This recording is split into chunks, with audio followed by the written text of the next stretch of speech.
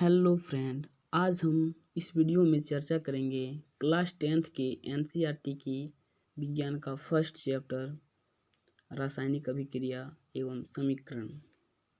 ये चैप्टर बहुत ही interesting chapter है।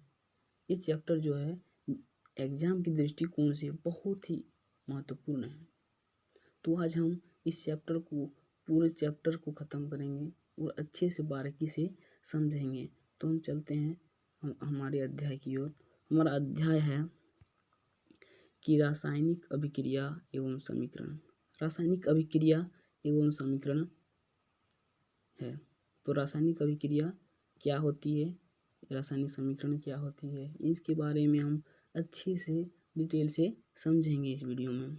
सबसे पहले समझेंगे कि रासायनिक अभिक्रिया क्या होती है। रासायनिक अभिक्रिया वैसी अभिक्रिया जिसमें दो या दो से अधिक नए पदार्थ मिलकर एक नए गुणधर्म वाले पदार्थ का निर्माण करता है, उसे रासायनिक अभिक्रिया कहते हैं। मतलब यहाँ बोलना चाह रहा है कि दो या दो से अधिक नए पदार्थ को आपस में मिलाएंगे तो एक नए गुणधर्म वाले पदार्थ का निर्माण होता है। जैसे कार्बन प्लस ऑक्सीजन, यानी कार्बन और ऑक्सीजन। कार्बन का गुणधर्म अलग होता है, ऑक्सीजन का भी गुणधर्म अलग होता है। जब दोनों को आपस में मिलाएंगे तो हमको कार्बन डाइऑक्साइड देता है। क्या देता है? Carbon dioxide. या फिर इस तरह से समझ सकते हैं कि कार्बन एक तरह से क्या होते हैं, कार्बन जलने वाले होते हैं, आग जलने वाले, आग लगने वाले होते हैं। जितने भी हमारे संसार में जितने भी वस्तुएं हैं 99% जो होते हैं उसमें कार्बन की मात्रा पाई जाती है। तो कार्बन आग लगने वाले होते हैं और ऑक्सीजन, ये ऑक्सीजन जो होती है हम सभी जानते हैं कि ऑक्सीजन के उपस्थिति के बिना आग नहीं लग सकती है। तो आग लगने वाले और लगाने वाले को जब आपस में हम अभिक्रिया करते हैं तो हमें CO2 गैस एक प्रकार की ये आग बुझाने का कार्य करता है। बहुत इम्पोर्टेंट क्वेश्चन है। CO2 गैस आग बुझाने का कार्य करते हैं। तो उम्मीद है कि आप लोग समझ गए होंगे कि रासायनिक अभिक्रिया क्या होती है। हम बढ़ते हैं अभिकारक की ओर। अभिकारक क्या होती है, समझेंगे कि अभिकारक क्या होती है। वैसे पदार्थ जो रासायनिक अभिक्रिया में भाग लेते हैं वो अभिकारक कहलाते हैं। वैसे पदार्थ जो रासायनिक अभिक्रिया में भाग लेते हैं वह अभिकारक कहलाते हैं। जैसे H2 प्लस O2 यानी हाइड्रोजन गैस और ऑक्सीजन गैस। जब हाइड्रोजन गैस और ऑक्सीजन गैस यहाँ जो है दोनों क्या है, अभिकारक है, रासायनिक अभिक्रिया में भाग ले रहे हैं। या फिर इस तरह से याद रख सकते हैं, जैसे हमने चीनी लिए और पानी लिए। चीनी और पानी दोनों जो एक अभिकारक है, दोनों अभिकारक हैं। और जब हम मिलाते हैं, जब चीनी और पानी को मिला देने के बाद हमें शरबत प्राप्त होती है। तो शरबत जो प्रोडक्ट बना उसी को हम उत्पाद कहते हैं। तो हमारा यहाँ जो अभिकारक है H2 प्लस O2, H2 और O2 हमारा अभिकारक है। समझ गए होंगे आप लोग। हम बढ़ते हैं कि उत्पाद क्या होती है। उसके बाद हम बढ़ते हैं कि उत्पाद होती क्या है। उत्पाद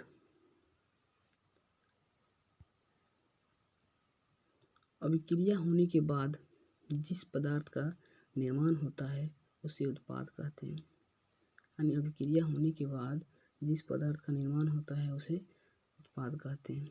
तो हमने अभी समझा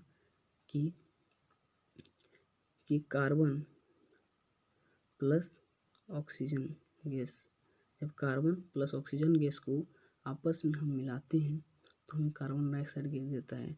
तो यहाँ कार्बन और ऑक्सीजन गैस हमारा अभिकारक हुआ। और जब हम दोनों को आपस में मिलाएंगे तो जो प्रोडक्ट हमें प्राप्त हुआ यही हमारा उत्पाद कहलाएगा।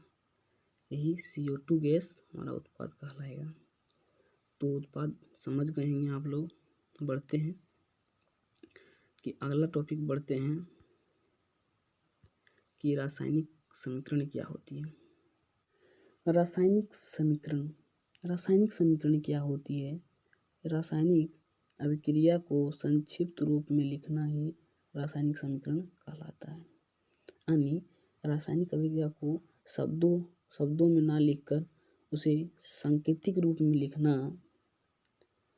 रासायनिक समीकरण कहलाता है। जैसे Mg+O2 जब मैग्नीशियम और ऑक्सीजन को आपस में मिलाएं तो हमें देता है मैग्नीशियम ऑक्साइड।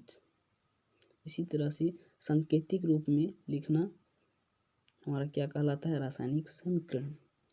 तो अब हम बढ़ते हैं कि रासायनिक अभिक्रिया के प्रकार हम समझेंगे। हम लोग समझ गए कि रासायनिक अभिक्रिया किस तरह से होते हैं। तो अब हम बढ़तेंगे कि रासायनिक अभिक्रिया के प्रकार।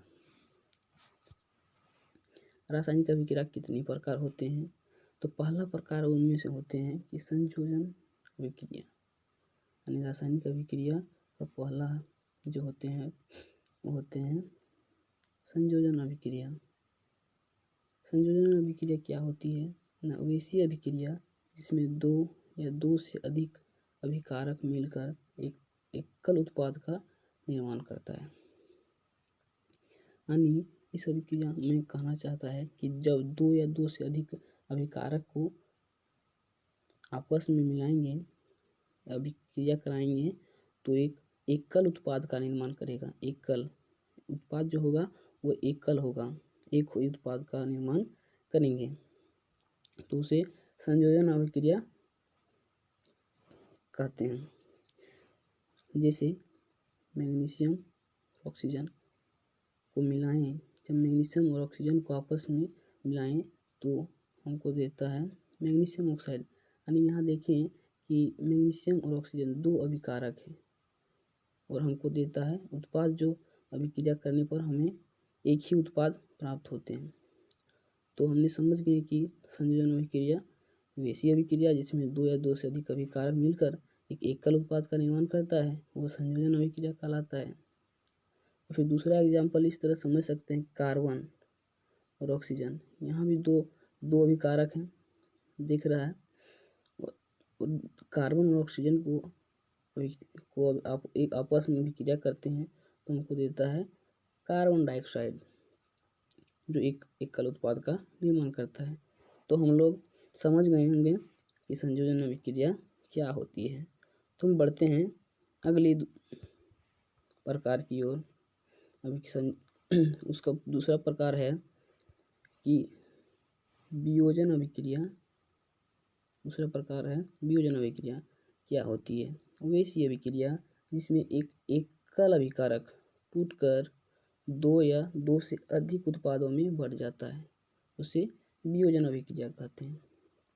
मतलब हम लोग समझें कि उसमें क्या हो रहा था संयोजन अभिक्रिया में कि जब दो या दो से अधिक अभिकारक मिलकर एक एकल उत्पाद का निर्माण कर रहा था, लेकिन इसमें ठीक उसके विपरीत है इसमें कि इसमें एक एकल अभिकारक टूटकर दो या दो से अधिक उत्पादों में बढ़ता है तो उसे वियोजन अभिक्रिया कहते हैं। जैसे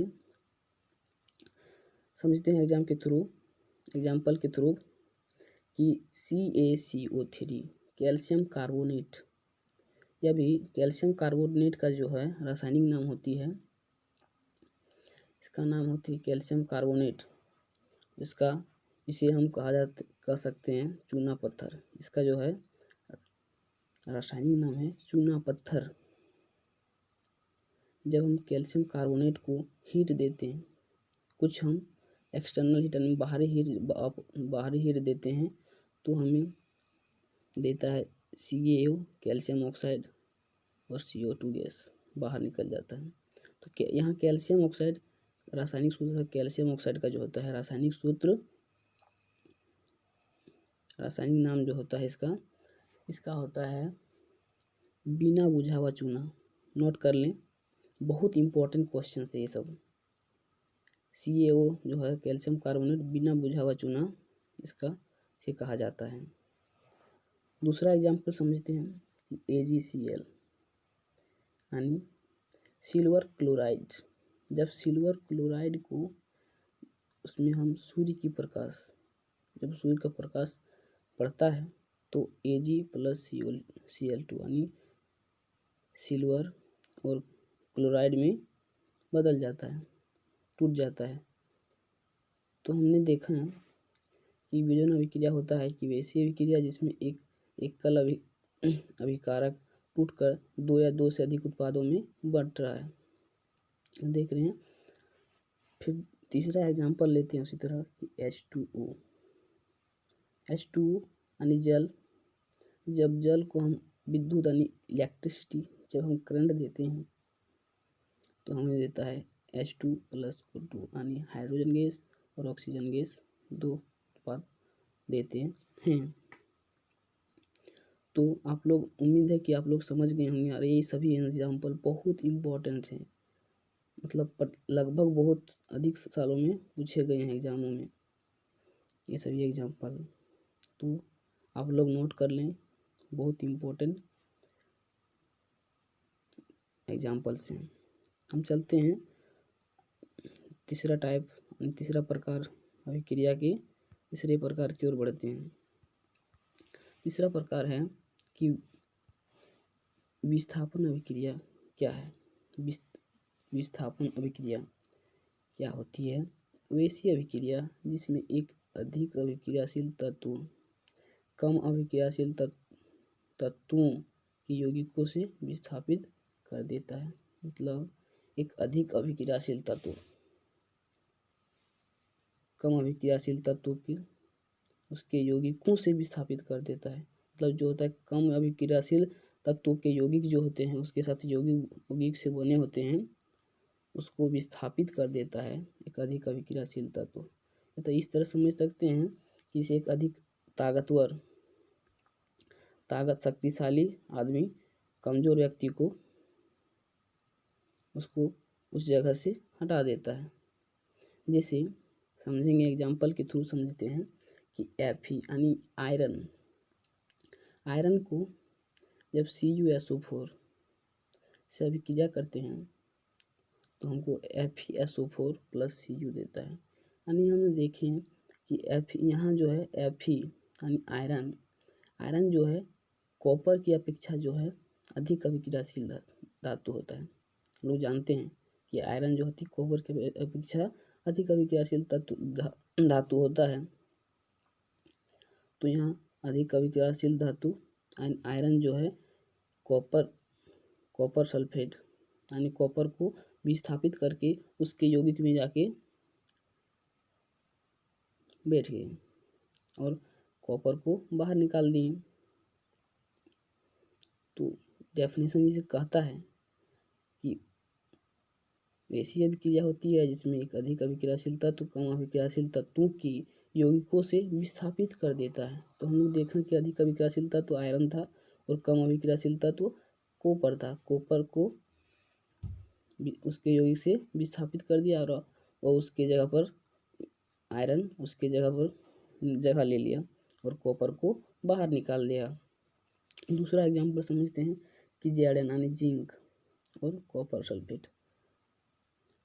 जिंक जो होता है कॉपर से की अपेक्षा अधिक अभिक्रियाशील होता है। तो जिंक क्या करेगा, कॉपर के उसके यौगिकों से विस्थापित करके उसके बाहर कर देगा और उसके जिंक जो है उसकी जगह ले लेगी। तो ZnSO4 बनाया और प्लस Cu का निर्माण किया। तो उम्मीद है कि द्विविस्थापन अभिक्रिया आप लोग अच्छे से समझ गए होंगे। तो हम बढ़ते हैं चौथा टाइप की ओर। अभिक्रिया के रासायनिक अभिक्रिया के चौथा टाइप है हमारा कि द्विविस्थापन अभिक्रिया। द्विविस्थापन अभिक्रिया क्या होती है समझेंगे कि वैसी अभिक्रिया जिसमें अभिकारकों के बीच आयनों का आदान प्रदान होता है उसे द्विविस्थापन अभिक्रिया कहते हैं। मतलब इसमें अभिकारकों के बीच ही आयनों का आदान प्रदान होगा। आयनों का आदान प्रदान होगा। तो हम बता देना चाहेंगे आयन जो होता है वो दो प्रकार के होते हैं, एक धन आयन एक ऋण आयन यानी प्लस चार्ज एक माइनस चार्ज होते हैं। तो अभिकारकों के बीच आयनों का आदान प्रदान होता है। जैसे Na2SO4 और BaCl2 Na2SO4 और BaCl2 ये दोनों क्या हैं, अभिकारक हैं। हम लोग समझे हैं कि तीर चिन्ह के पीछे जितने भी तत्व या यौगिक होंगे वे सभी क्या कहलाते हैं, अभिकारक कहलाते हैं। तो इसी में अभिकारकों के बीच आयनों का आदान प्रदान होगा। तो यहाँ देखेंगे कि आयनों का आदान प्रदान किस प्रकार हुआ। तो Na जो है Cl से अभिक्रिया किया और BaSO4 यानी जो बेरियम था वो सल्फेट के साथ अभिक्रिया कर लिया। तो यहाँ हम जानते हैं कि सोडियम का जो होता है चार्ज +1 होता है और क्लोरीन का -1 होता है चार्ज। तो आयन इसका -1 होता है, इसका +1 होता है सोडियम का। तो सोडियम इसको एक अधिक था, इसके पास एक अधिक था आयन। तो क्या किया, जिसके जरूरत था क्लोरीन को, एक जरूरत था तो उसने क्लोरीन को दे दिया और दे के वो NaCl बनाया प्लस BaSO4। Ba का जो आयन आता है 2+ होता है और सल्फेट का 2- होता है। तो 2 सल्फेट जो होता है SO4 को, सल्फेट को जरूरत था 2 आयन का। तो बेरियम जो था उसके पास 2+ था तो उसने दो अधिक था तो सल्फेट को दे दिया, 2 जरूरत था उसको सल्फेट को। तो इस प्रकार से आयनों का आदान प्रदान अभिकारकों के बीच हुआ और हमें NaCl प्लस BaSO4 का निर्माण किया। तो यहाँ बता देना चाहेंगे तो BaSO4 जो है ना, BaSO4 यहाँ BaSO4 एक अवक्षेप है, अवक्षेप का निर्माण होता है। ये बहुत इंपॉर्टेंट क्वेश्चन, बहुत इंपॉर्टेंट एग्जाम्पल है कि अवक्षेप का निर्माण एग्जाम में दे देते हैं कि ऐसे एक एग्जाम उदाहरण दें जिसमें अवक्षेप का निर्माण होता है। तो बहुत इम्पोर्टेंट एग्जाम्पल है, इसे नोट कर लें अपनी कॉपी में। तो हम चलते हैं। उम्मीद है कि द्विस्थापन अभिक्रिया अच्छे से समझ गए होंगे। बढ़ते हैं हम कि उपचयन अभिक्रिया समझते हैं। पहले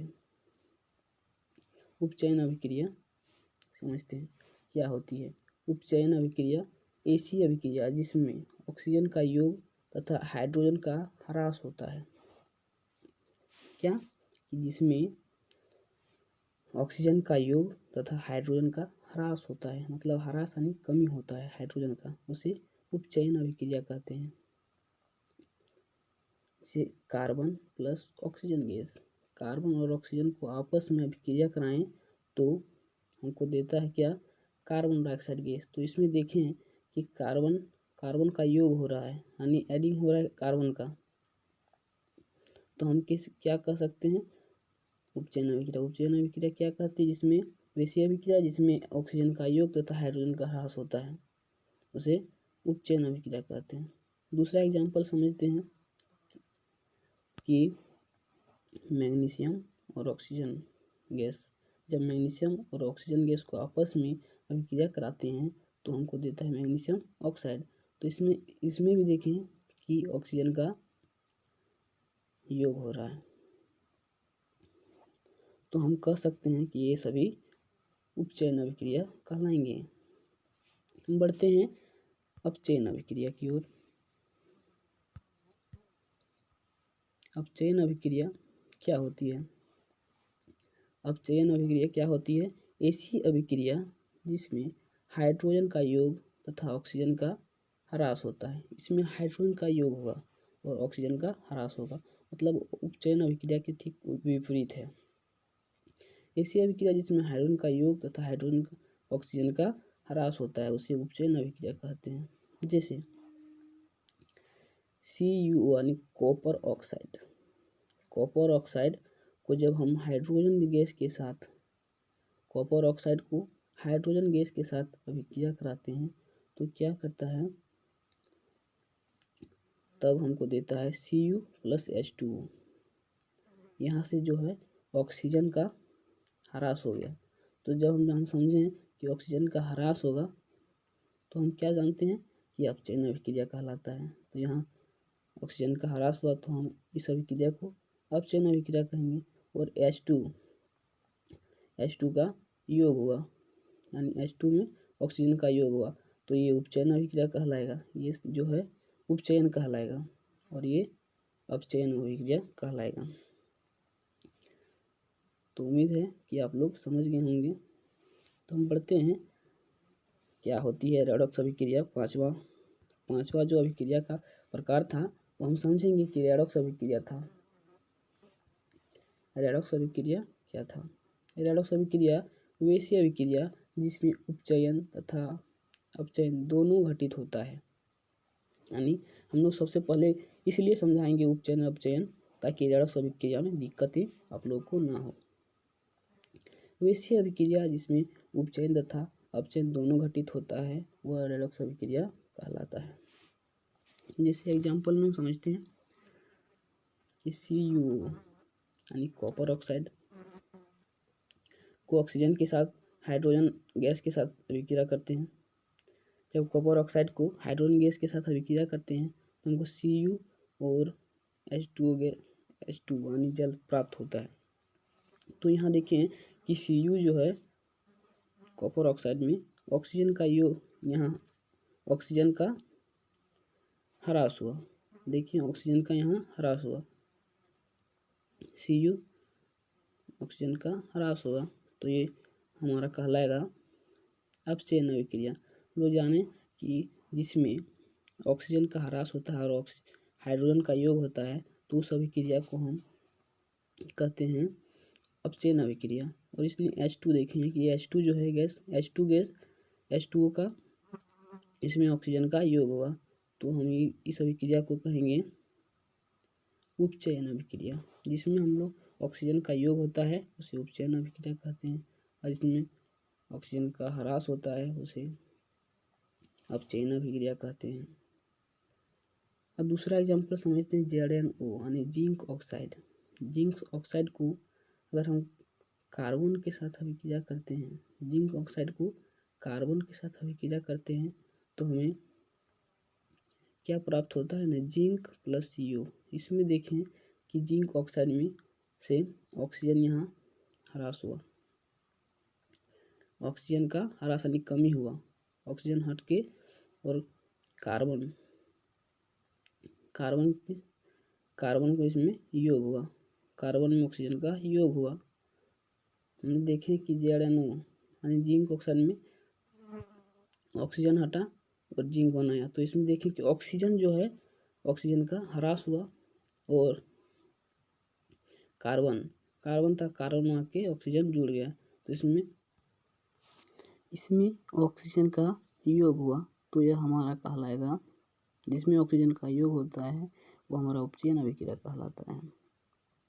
इसमें ZnO में ऑक्सीजन का ह्रास हुआ और Zn बनाया यानी जिंक सिर्फ बनाया, तो इसमें ऑक्सीजन का ह्रास हुआ यानी कमी हुई, तो ये हमारा अपचयन अभिक्रिया कहलाएगा।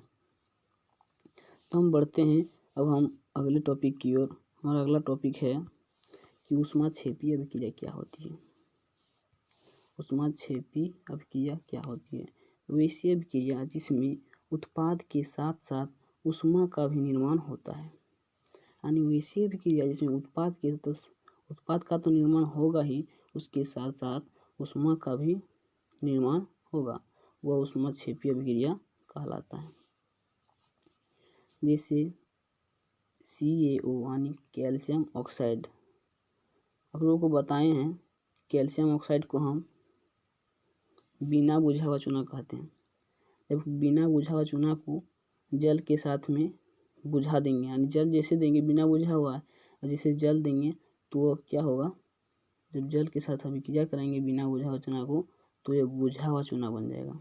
जब बिना बुझा हुआ चूना को उसमें हम जल देंगे तो बुझ जाएगा, तो हमारा बन जाएगा CaOH का होल 2 यानी बुझा हुआ चूना यानी कैल्शियम हाइड्रोक्साइड।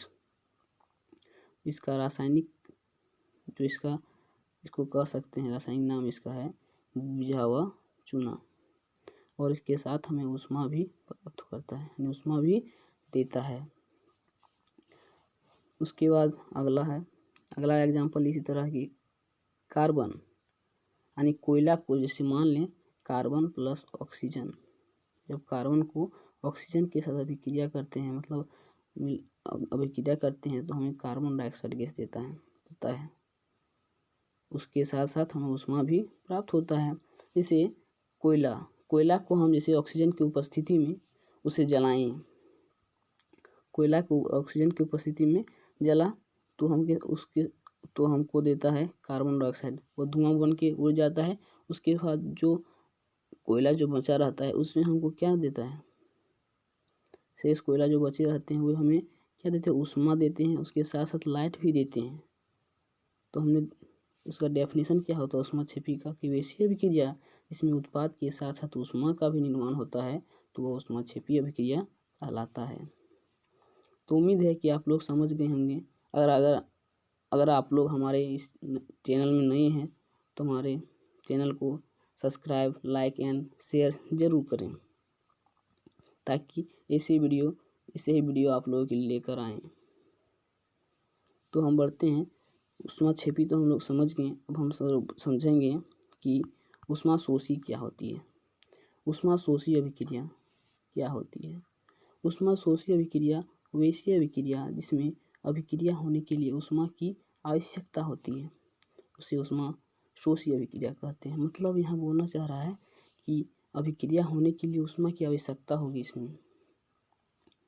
इसमें ऊष्मा होने के लिए, यानी अभिक्रिया होने के लिए ऊष्मा की आवश्यकता होती है। जैसे एग्जाम्पल में हम समझते हैं कि CaCO3 यानी कैल्शियम कार्बोनेट यानी चूना पत्थर को अभिक्रिया उसको तोड़ने के लिए इसमें कुछ हीट दी जाती है, तो हमें CaO यानी बिना बुझा हुआ चूना यानी calcium oxide plus CO2 carbon dioxide बनाता है, कार्बन डाइऑक्साइड का निर्माण करता है।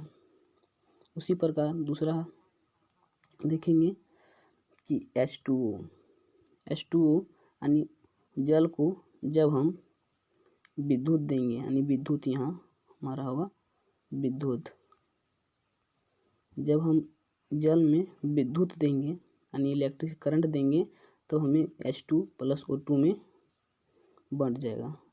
दो उत्पादों में बढ़ जाएंगे H2 और O2 में, जब इसमें हम हीट देंगे यानी करंट देंगे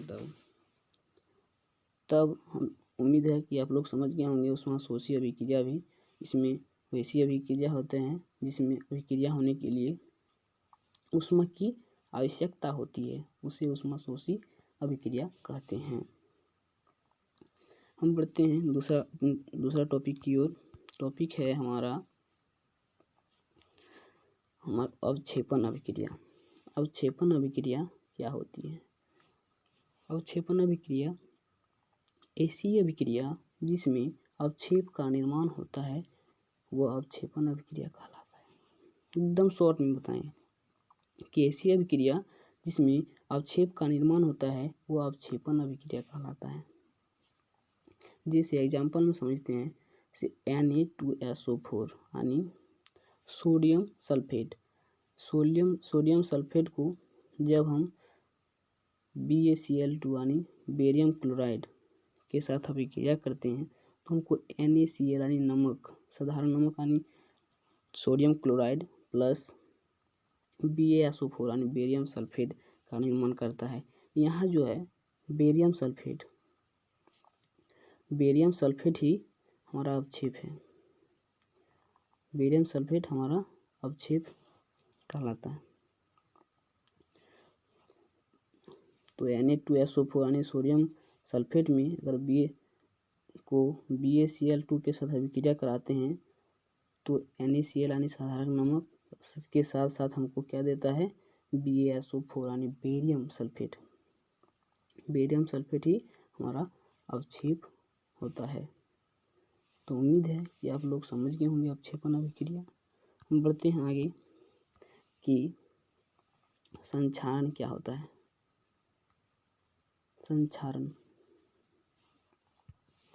संक्षारण होती क्या है। जब लोहे से बनी वस्तु को बहुत दिनों तक खुले में छोड़ देने से उसमें आर्द्रता नमी, पानी तथा धूप के संपर्क में आकर वस्तुएं क्षय होने लगते हैं। इसी प्रक्रिया को संक्षारण कहते हैं। जैसे कोई भी लोहे की वस्तु को बहुत लंबे समय तक बाहर में छोड़ दिए तो वर्षा, पानी, आर्द्रता, नमी, इसके कारण क्या होती है, उसमें धीरे धीरे जंग लगने लगते हैं, उसमें परत चढ़ने लगते हैं और वो जो वस्तुएं हैं, लोहे की वस्तु, वो क्षय होने लगते हैं धीरे धीरे। तो इसी प्रक्रिया को हम संक्षारण कहते हैं। एग्जाम्पल में चांदी के ऊपर काली परत चढ़ना, यानी चांदी जो होती है उसके ऊपर काली परत चढ़ जाती है लंबे समय तक अगर हम छोड़ दिए तो बाहर में। तांबे के ऊपर हरे परत चढ़ना, तांबे के ऊपर हरे परत चढ़ना, ये सभी क्या है, संक्षारण के उदाहरण हैं। विकृत गंधिता। अब हम समझेंगे कि विकृत गंधिता क्या होती है। विकृत गंधिता तेलीय तथा वसायुक्त पदार्थ को लंबे समय तक खुला छोड़ने पर उनकी स्वाद एवं गंध में परिवर्तन आ जाता है, उसे विकृत गंधिता कहते हैं। मतलब कहना चाह रहा है विकृत गंधिता कि जब तेलीय तथा वसायुक्त पदार्थ को, तेल से बने तथा वसायुक्त पदार्थ अगर लंबे समय तक खुला छोड़ देने पर उनकी स्वाद एवं गंध में क्या होते परिवर्तन, मतलब उसकी स्वाद एवं गंध बदल जाती है, उसे विकृत गंधिता कहते हैं। तो उम्मीद है कि विकृत गंधिता आप लोग समझ गए होंगे। तो हम अब बढ़ते हैं, अगला टॉपिक हमारा है अगला क्वेश्चन है हमारा कि चिप्स के थैले में नाइट्रोजन गैस क्यों भरी जाती है। इम्पोर्टेंट क्वेश्चंस, सभी इम्पोर्टेंट क्वेश्चंस हैं कि चिप्स के थैले में नाइट्रोजन गैस क्यों भरी जाती है। तो क्योंकि उत्तर इसका है क्योंकि नाइट्रोजन एक अक्रिय गैस होते हैं। क्या? अक्रिय गैस। अक्रिय मतलब ये किसी से जल्दी अभिक्रिया नहीं करते हैं, जिसके कारण नाइट्रोजन किसी से जल्दी अभिक्रिया नहीं करती है, जिसके कारण हमारा चिप्स सुरक्षित रहते हैं और ख़राब नहीं होते। इसलिए चिप्स के थैले में नाइट्रोजन गैस भरी जाती है। क्या होते हैं? क्योंकि नाइट्रोजन एक अक्रिय गैस होते हैं। क्या होते हैं? जो किसी से जल्दी अभिक्रिया नहीं करते हैं, जिसके कारण नाइट्रोजन किसी से जल्दी अभिक्रिया नहीं करते हैं, जिसके कारण हमारा चिप्स सुरक्षित रहते हैं और ख़राब नहीं होते हैं। इसीलिए चिप्स के थैले में नाइट्रोजन गैस भरी जाती है। क्वेश्चन है चिप्स के थैले में नाइट्रोजन गैस क्यों भरी जाती है। जैसे कुरकुरे के पैकेट में, कुरकुरे का जो पॉकेट होती है वो सब में नाइट्रोजन गैस भरी जाती है। इसीलिए तो सालों भर, महीनों भर रह जाते हैं, फिर भी चिप्स के क्या होते हैं, थैले कुछ नहीं होते हैं। अब चलते हैं, दूसरा क्वेश्चन हमारा है कि सोडियम, क्वेश्चन है हमारा कि सोडियम तथा पोटेशियम को केरोसिन तेल में क्यों डुबा कर रखा जाता है। सोडियम तथा पोटेशियम को केरोसिन तेल में डुबा कर क्यों रखा जाता है। मोस्ट इम्पॉर्टेंट क्वेश्चन है, तो इसको जरूर अच्छा से नोट कीजिएगा और अच्छा समझिएगा। क्योंकि सोडियम और पोटेशियम एक अधिक अभिक्रियाशील धातु है। क्या है? एक अधिक अभिक्रियाशील धातु है जो वायु एवं जल के संपर्क में आकर तुरंत आग लग जाता है।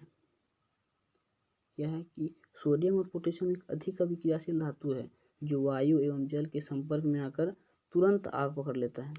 उससे बचने के लिए सोडियम या पोटेशियम को केरोसिन तेल में डुबाकर रखा जाता है। तो हम लोग समझ गए हैं कि सोडियम तथा पोटेशियम को केरोसिन तेल में क्यों रखते हैं। क्योंकि एक अधिक अभिक्रियाशील धातु है और ऑक्सीजन के संपर्क में, जैसे ही ऑक्सीजन और जल के संपर्क में आते हैं वो आग पकड़ लेते हैं। इसी से बचने के लिए, आग ना पकड़े, इससे बचने के लिए हम सोडियम तथा पोटेशियम को केरोसिन तेल में रखा जाता है। क्योंकि केरोसिन तेल में कोई अभिक्रिया नहीं करती है। तो हम चलते हैं नेक्स्ट क्वेश्चन की ओर। हमारा नेक्स्ट क्वेश्चन है, वो भी बहुत महत्वपूर्ण क्वेश्चन है। क्वेश्चन है हमारा कि लोहे की वस्तु को पेंट क्यों किया जाता है? लोहे की वस्तु को पेंट क्यों किया जाता है? उत्तर, लोहे को जंग लगने तथा संक्षारण से बचाने के लिए लोहे की वस्तु पर पेंट किया जाता है। तो शॉर्ट में आंसर कि लोहे को जंग लगने तथा संक्षारण से बचाने के लिए लोहे की वस्तु पर पेंट किया जाता है।